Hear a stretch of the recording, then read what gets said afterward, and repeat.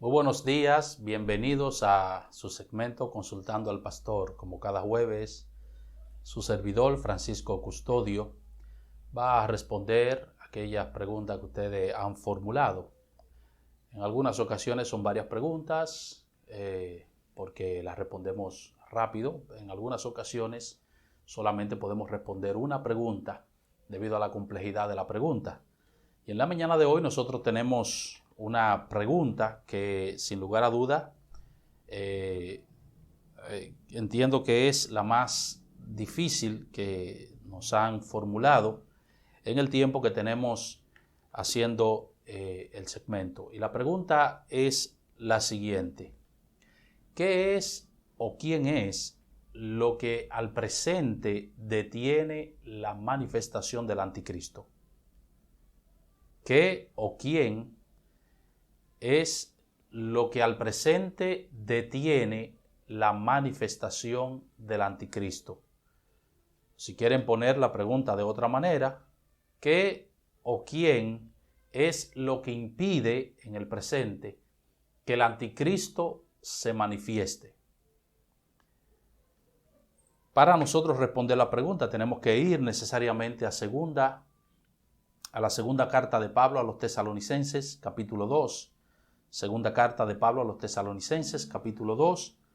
Y vamos a leer allí el pasaje donde aparece esta declaración en dos ocasiones de que hay algo o alguien que impide o detiene o frena la manifestación del anticristo. Segunda Tesalonicenses, capítulo 2. Vamos a leer los primeros 8 versículos. Dice: pero con respecto a la venida de nuestro Señor Jesucristo y nuestra reunión con Él, os rogamos, hermanos, que no os dejéis mover fácilmente de vuestro modo de pensar, ni os conturbéis ni por espíritu, ni por palabra, ni por carta como si fuera nuestra, en el sentido de que el día del Señor está cerca.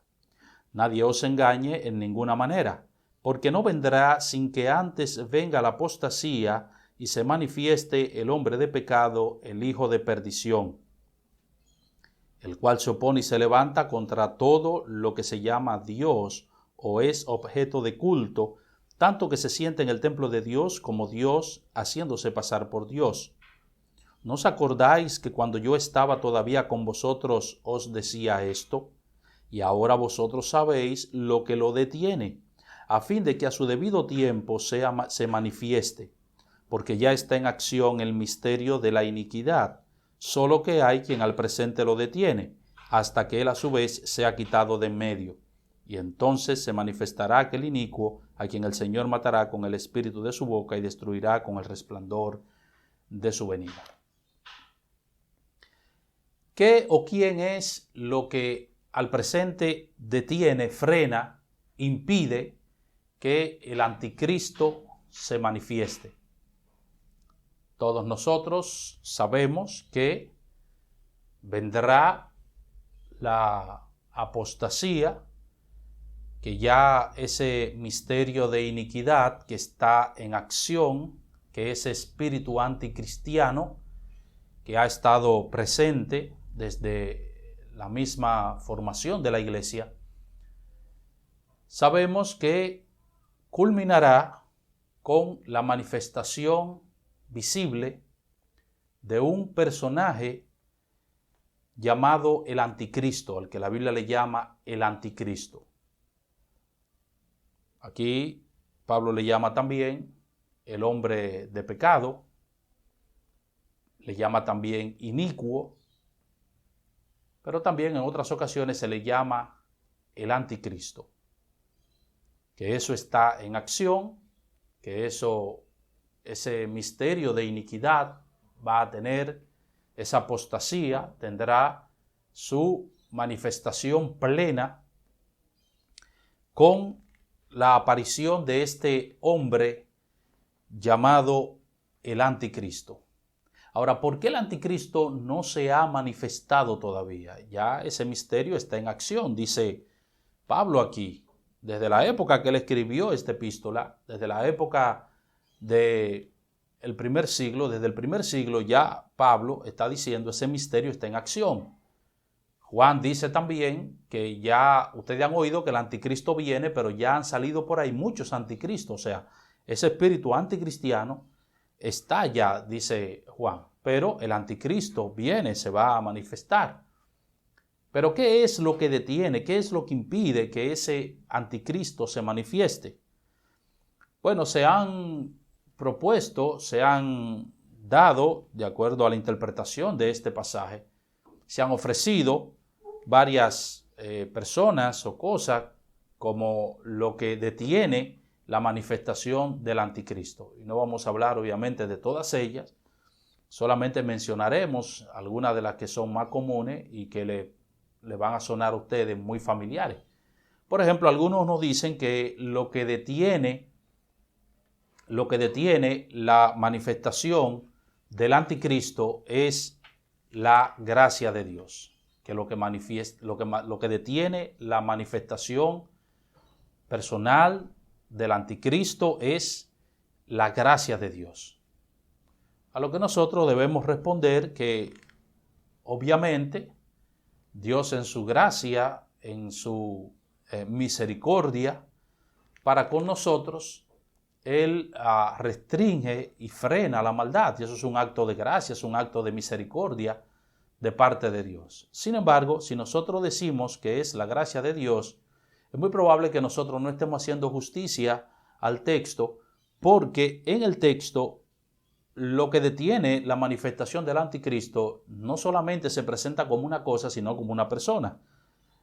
Dice en el versículo 6, y ahora vosotros sabéis lo que lo detiene. Lo que lo detiene. Fíjense que tanto aquí en nuestra traducción en español como también en el texto original, eso que detiene tiene un artículo neutro y está haciendo referencia no a una persona, sino a una cosa, lo que lo detiene. Hay algo que lo detiene. Y quizás aquí, si el pasaje concluyera aquí, nosotros podríamos decir que eso es la gracia de Dios. Pero en el versículo 7 dice, porque ya está en acción el misterio de la iniquidad, solo hay quien al presente lo detiene. Y aquí lo que lo detiene en el versículo 7 no se presenta como una cosa, sino más bien como una persona. Hay quien al presente lo detiene. Entonces, la gracia de Dios obviamente no es una persona. Por eso hablamos de la gracia de Dios. La persona es Dios, pero la gracia no es algo personal como tal. Otros sugieren que se refiere aquí a la iglesia, que lo que detiene la manifestación del anticristo es la iglesia. Ahora, estos intérpretes parten de la premisa de que la iglesia es un plan B dentro de los propósitos redentores de Dios. Que Dios ha tratado durante toda la historia con su pueblo, que es Israel, el Israel étnico, el Israel terrenal, el Israel físico, pero que debido al rechazo de ese pueblo, debido al rechazo del Mesías por parte de ese pueblo, entonces Dios cortó su relación temporalmente, digamos, cortó esa relación con Israel e introdujo algo que no estaba dentro de sus planes, que es la iglesia. Pero que un poco antes de el final de la historia, bueno, 7 años antes del final de la historia, Cristo vendrá, se va a manifestar y Él vendrá para buscar, para llevarse la iglesia. Y que cuando Él se lleve la iglesia, entonces su reloj profético se va a reanudar. Él reanudará sus tratos con el pueblo de Israel. Así que la iglesia ya no estará aquí en la tierra, Entonces ellos dicen, la referencia aquí es a la iglesia. El anticristo no se ha manifestado porque la iglesia está todavía aquí en la tierra.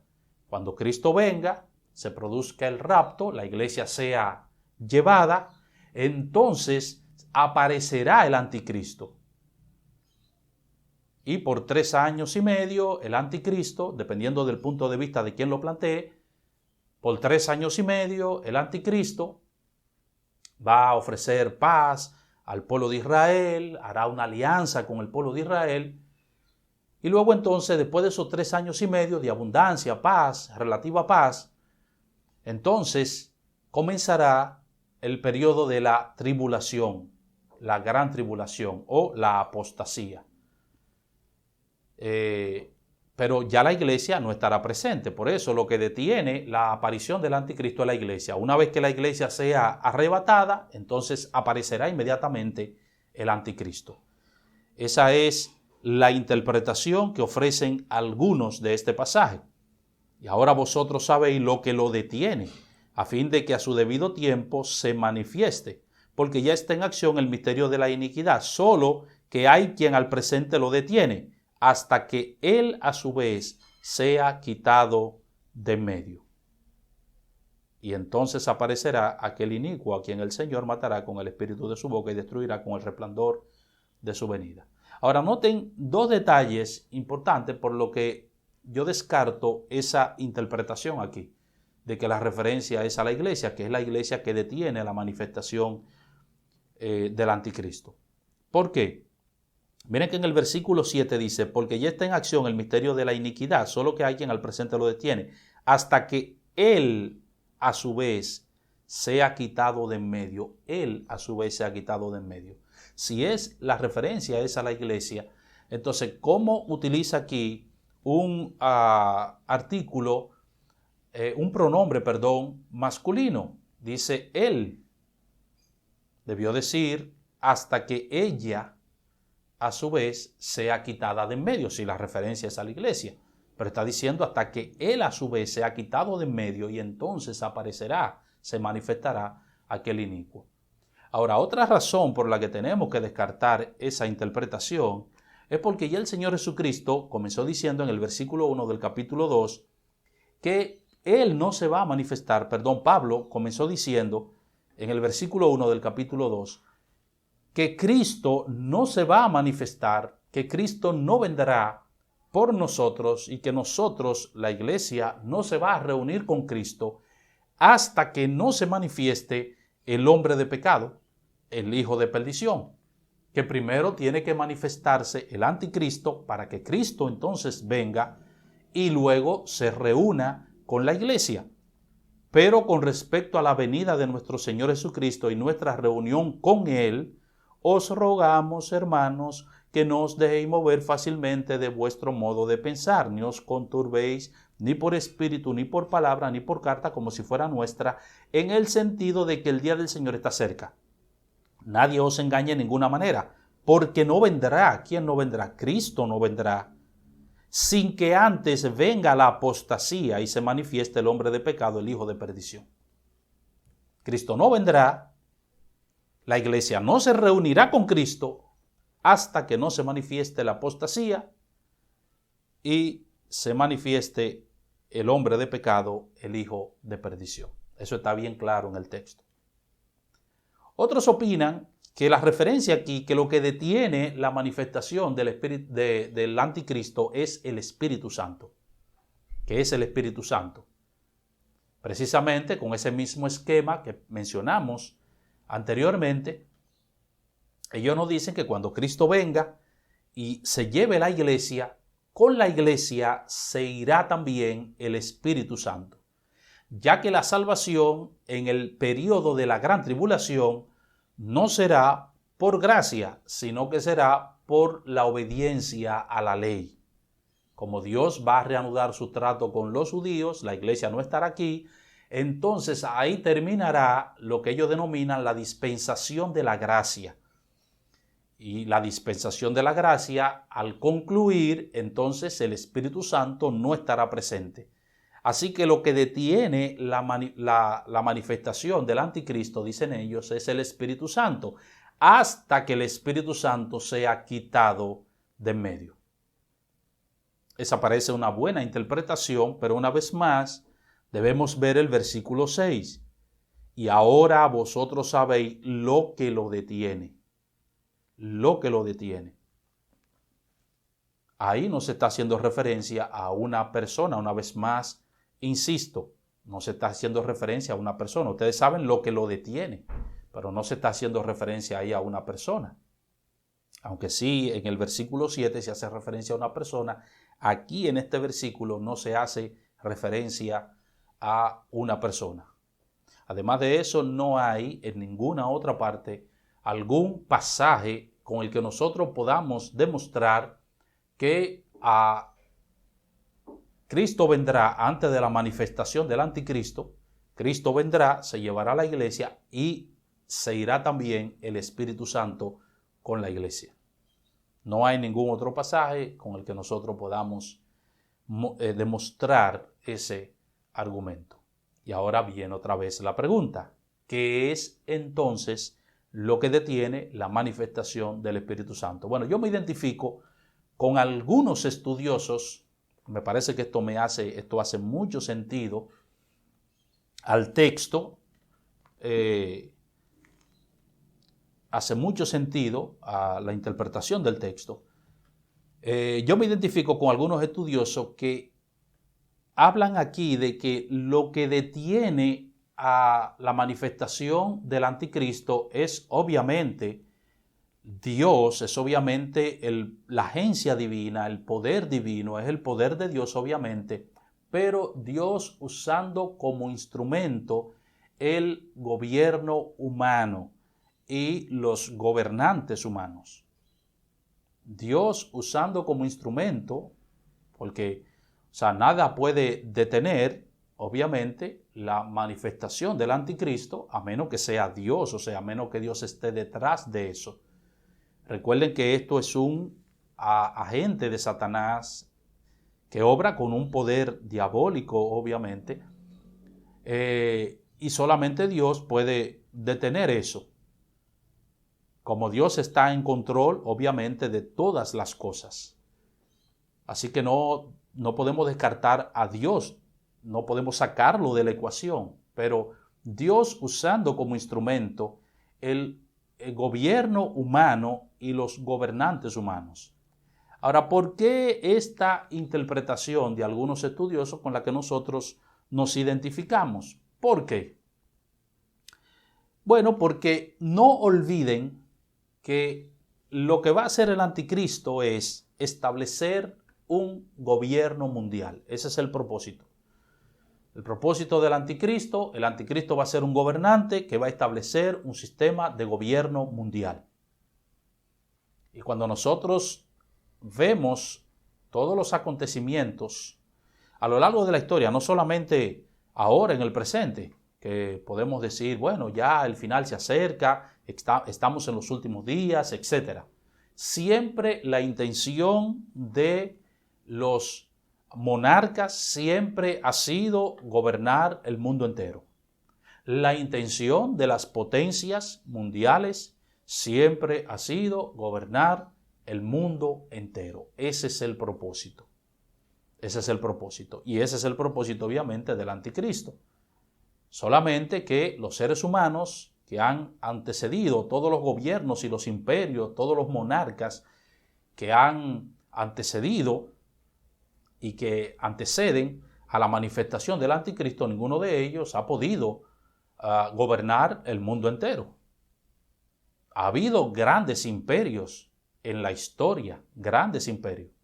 El imperio babilónico, el imperio asirio, el imperio medo-persa, el imperio griego, el imperio greco-macedónico, el imperio romano. Ha habido en la historia grandes imperios, ha habido grandes monarcas, pero ninguno de ellos ha podido gobernar el mundo entero, aunque esa haya sido su intención. Sin embargo, el anticristo sí va a lograr eso. El anticristo va a lograr un gobierno mundial. Él va a establecer un gobierno mundial. Él va a gobernar el mundo entero. Así que el asunto es un dominio, inicialmente es un dominio político. Un dominio político, obviamente, que va a abarcar todas las esferas de la sociedad. Y es hacia eso que se encamina todo el asunto. Y ese es el propósito del anticristo. Ahora, ¿por qué el anticristo no ha aparecido y ha establecido un gobierno mundial?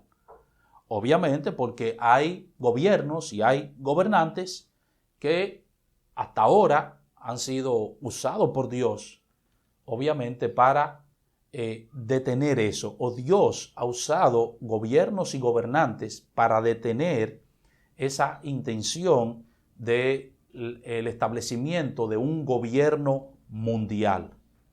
No olviden que los gobiernos y los gobernantes son establecidos por Dios con el propósito de cumplir los propósitos de Dios. Romanos capítulo 13. Eso es lo que el apóstol Pablo nos dice. Romanos capítulo 13. Pablo dice: sométase toda persona a las autoridades superiores, porque no hay autoridad sino de parte de Dios, y las que hay por Dios han sido establecidas. De modo que quien se opone a la autoridad, a lo establecido por Dios, resiste, y los que resisten acarrean condenación para sí mismos. Porque los magistrados no están para infundir temor al que hace el bien, sino al malo. Quiere pues no temer la autoridad, haz lo bueno y tendrás alabanza de ella, porque es servidor de Dios para tu bien. Pero si hace lo malo, teme, porque no en vano lleva la espada, pues es servidor de Dios, vengador para castigar al que hace lo malo. Por lo cual es necesario estarle sujeto, no solamente por razón de castigo, sino también por causa de la conciencia. El apóstol Pablo está presuponiendo aquí que los gobiernos y los gobernantes han sido establecidos por Dios y que ellos están para cumplir con los propósitos de Dios. Y dentro de esos propósitos, conforme a la función de los gobiernos, está precisamente resistir el mal o resistir la maldad. Para eso están los gobernantes, para eso están los gobiernos. Por eso nosotros no vivimos en una selva. Por eso no vivimos en una selva. No vivimos con la ley del más fuerte, no, sino que los gobiernos están precisamente para eso, para proteger al débil del fuerte, para castigar al malo y de esa manera proteger al bueno. Esa es la función de los gobiernos. Restringir, detener la maldad, el mal, el avance del mal. Porque recuerde que el anticristo es un agente de Satanás. Él va a establecer un gobierno mundial, un gobierno anticristiano.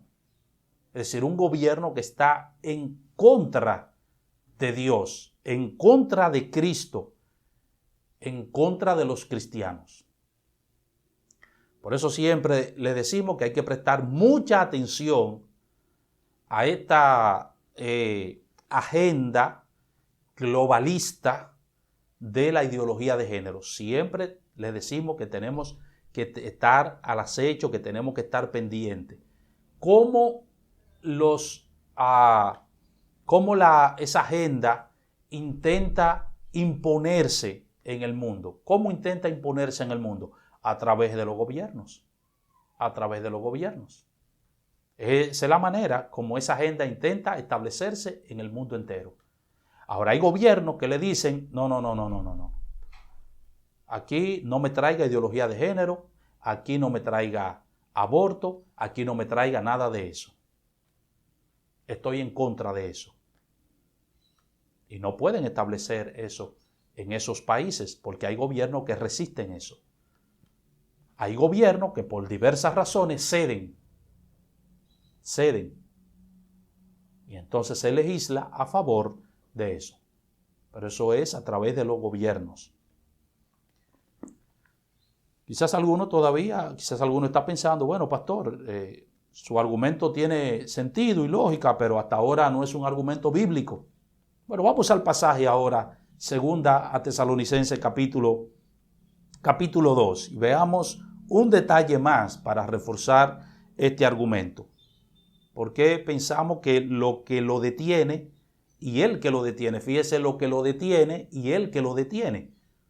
Lo que lo detiene, nosotros podemos decir los gobiernos, lo que lo detiene, podemos decir los gobiernos o podemos decir el gobierno.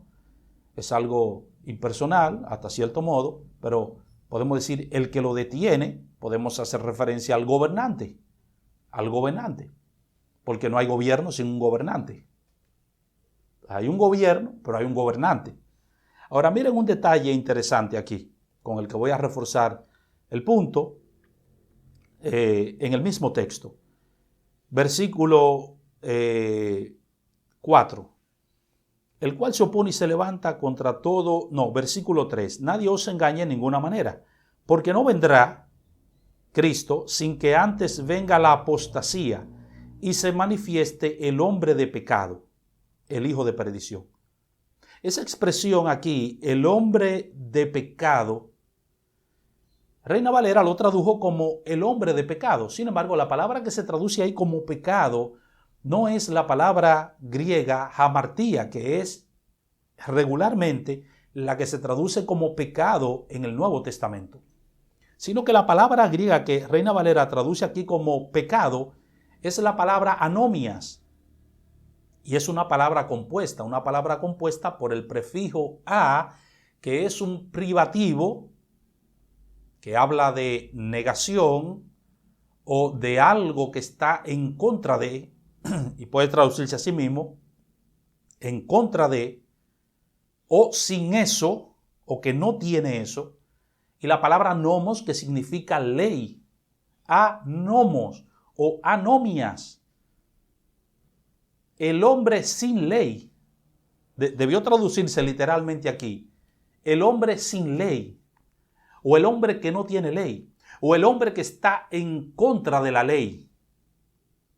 Nadie os engañe en ninguna manera, porque no vendrá sin que antes venga la apostasía y se manifieste el hombre sin ley, o el hombre que no tiene ley, o el hombre que está en contra de la ley.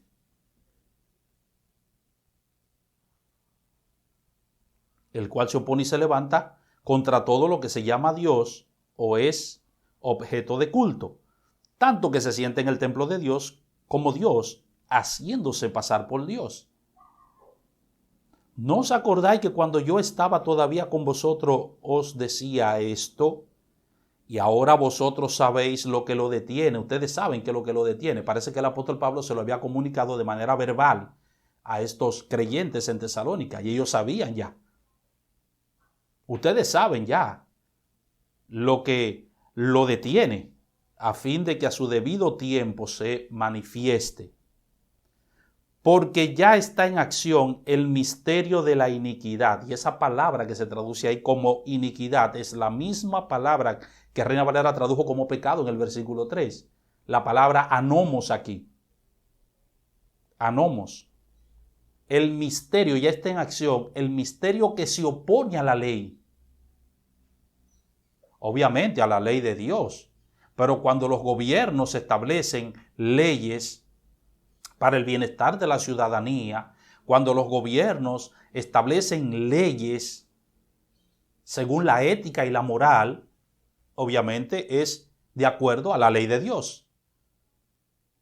Todas las leyes que regulan los valores éticos y morales son leyes de Dios.